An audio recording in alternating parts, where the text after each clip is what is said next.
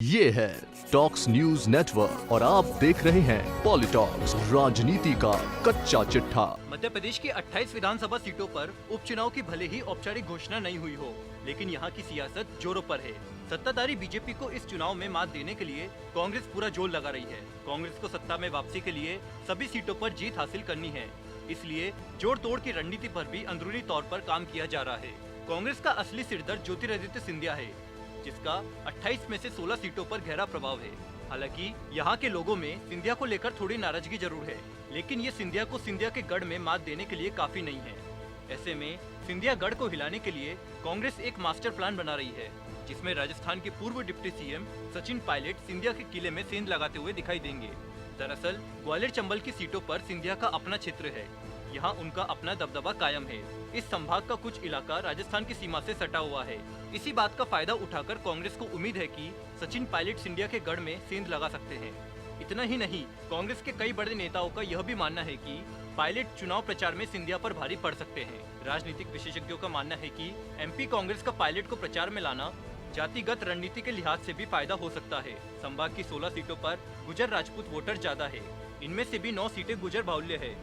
इन 9 में से कुछ सीटें तो ऐसी है जो राजस्थान के जिलों से सटी है। राजस्थान के दिग्गज गुजर नेता सचिन पायलट यहां पर अपना असर छोड़ सकते हैं। पायलट का इन सीटों पर प्रचार करना भाजपा और सिंधिया की परेशानी बढ़ा सकता है।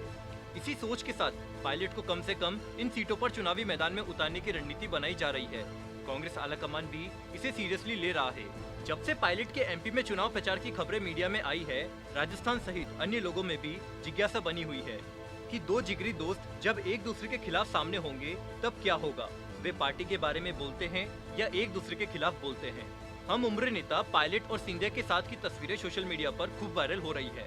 ये फोटो उस वक्त की है जब सिंधिया कांग्रेस में थे और वह दोनों अक्सर एक साथ मंच साझा करते थे। मध्य प्रदेश कांग्रेस ने हाल के दिनों में राजस्थान में अपने बगावती तेवरों से चर्चा में आए तेज तर्रार नेता सचिन पायलट को इस क्षेत्र में चुनाव प्रचार में उतारने की योजना बनाई है। सचिन पायलट को मध्य प्रदेश में चुनाव प्रचार में उतारने के पीछे कांग्रेस की सोची समझी रणनीति है।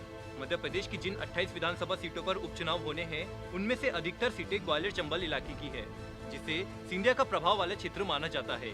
मध्य प्रदेश का यह इलाका राजस्थान से सटा हुआ है। ऐसे में कांग्रेस को उम्मीद है कि सचिन पायलट का चुनाव प्रचार करना कांग्रेस के लिए फायदेमंद हो सकता है।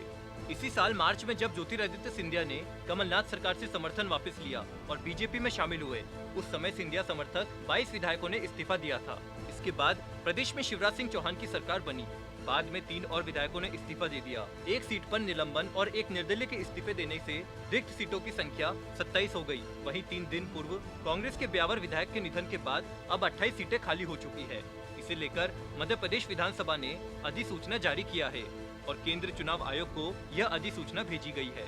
जानकारों की माने तो कुछ दिन पहले मध्य प्रदेश के पूर्व मुख्यमंत्री और वर्तमान प्रदेशाध्यक्ष कमलनाथ ने सचिन पायलट से ग्वालियर चंबल संभाग की सीटों पर चुनाव प्रचार करने का अनुरोध किया है।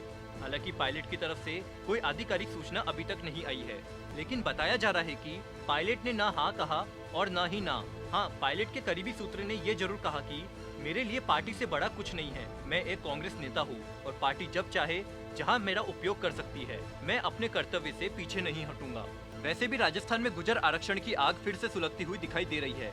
सचिन पायलट पहले ही इस संबंध में मुख्यमंत्री अशोक गहलोत को पत्र लिखकर गुजर आरक्षण की फाइल आगे बढ़ाने की बात कह चुके हैं। ऐसे में गुजरों के लिए पायलट की पैठ पहले से पक्की होती दिख रही है। वहीं किरोड़ी सिंह बैसला भी राज्य सरकार एवं अपनी ही केंद्र सरकार को गुजर आरक्षण और नवी अनुसूची में शामिल करने के नाम पर आंखें दिखा चुके हैं। गहलोत सरकार को 15 दिन और केंद्र सरकार को 1 महीने का अल्टीमेटम दिया जा चुका है। कुछ न होने पर दिल्ली कुछ की चेतावनी भी दी जा चुकी है। ऐसे में यहाँ गुजर नेता होने के चलते सचिन पायलट की भूमिका भी अहम हो जाती है। वैसे पायलट ने गहलोत सरकार में गुजर आरक्षण का मामला उठाने की बात कहकर अपनी सरकार का तो बचाव कर लिया। गुजर आरक्षण का प्रभाव मध्य प्रदेश में भी पड़ना निश्चित है। एक नेशनल लीडरशिप होने के नाते भी वहाँ के गुजरों में सचिन पायलट की पैठ होना पक्का है। राजस्थान में पिछले 1 महीने में सियासी घटनाक्रम के बाद गुजरों में सचिन पायलट को लेकर सहानुभूति भी है। उस समय सिंधिया समेत राजस्थान के अन्य बीजेपी नेताओं ने पायलट के साथ जाति होने की बात कहकर उनका पक्ष लिया था, लेकिन वापस लौटने के बाद विधानसभा में पायलट ने बीजेपी के सभी नेताओं को घेरना जारी रखा, जिससे उनकी छवि पर कोई दाग नहीं लगा। पायलट को सियासी मैदान में उतारने की ये भी है बड़ी वजह। पायलट को मध्य प्रदेश के सियासी मैदान में प्रचार के लिए उतारने के पीछे एक बड़ी वजह ये भी है कि उपचुनाव में कांग्रेस पार्टी के पास स्टार प्रचारकों के नाम पर कुछ भी नहीं है। दिग्विजय सिंह की स्वीकार्यता संगठन में भले ही कितनी हो, परंतु एमपी की सियासत में जो उठापटक हुई उसके पीछे कहीं न कहीं दिग्गी राजा की अनभिज्ञता को भी माना जाता है। कमलनाथ स्वयं भले ही राउंड टेबल कॉन्फ्रेंस के माहिर खिलाड़ी हो, परंतु हजारों की भीड़ को मोहित करने वाला भाषण देने में सक्षम नजर नहीं आते। कमलनाथ सरकार में पूर्व मंत्री जीतू पटवारी 2018 से पहले तक किसी न किसी तरीके से जनता के आकर्षण का केंद्र बन जाते थे, परंतु कांग्रेस पार्टी के सरकार में आने और कैबिनेट मंत्री बनने के बाद उन्होंने जिस तरह के बयान दिए, फैसले लिए, उससे कहीं न कहीं जीतू की सीमा मीडिया प्रभारी तक सीमित रह गई है। सज्जन सिंह वर्मा भी इतना बड़ा जाना पहचाना चेहरा दिखाई नहीं देते। बात करें दूसरी पीढ़ी के नेताओं यानी यूथ ब्रिगेड की, तो दिग्विजय सिंह के युवराज जयवर्धन सिंह और कमलनाथ के उत्तराधिकारी नकुल नाथ अभी तक स्टार किड्स की पहचान से बाहर तक नहीं निकल पाए। पॉलिटिक्स में नेपोटिज्म के कारण उन्हें पद तो मिल गए, परंतु जनता में जादू बिखेरने की कला अभी तक नहीं सीख पाए। दोनों में अपने पिताओं के 10% गुण भी नजर नहीं आते। हालांकि दोनों खुद को मध्य प्रदेश का भावी मुख्यमंत्री मानते हैं। कुल मिलाकर कमलनाथ की टीम में कोई भी ऐसा नहीं है जो शिवराज सिंह चौहान और ज्योतिरादित्य सिंधिया के समक्ष नजर आता हो। ऐसे में कमलनाथ को उनकी बराबरी करने के लिए ही सचिन पायलट नाम का ब्रह्मास्त्र चाहिए, जो न केवल शिवराज और सिंधिया की काट कर सके, कमलनाथ को सत्ता का सिंहासन भी दिला सके। पॉलिटॉक्स ब्यूरो, भोपाल। ये है टॉक्स न्यूज नेटवर्क और आप देख रहे हैं पॉलिटॉक्स, राजनीति का कच्चा चिट्ठा।